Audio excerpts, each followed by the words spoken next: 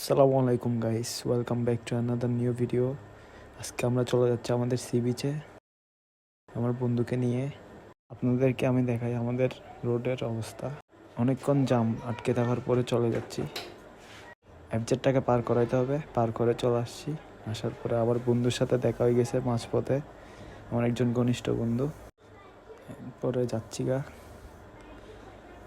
চলে আসছে আমাদের বিচের রোডে। মিক্সার এগুলো খাওয়ার টাইম নেই, আমরা শুধু টানবো জ্যাকচোর।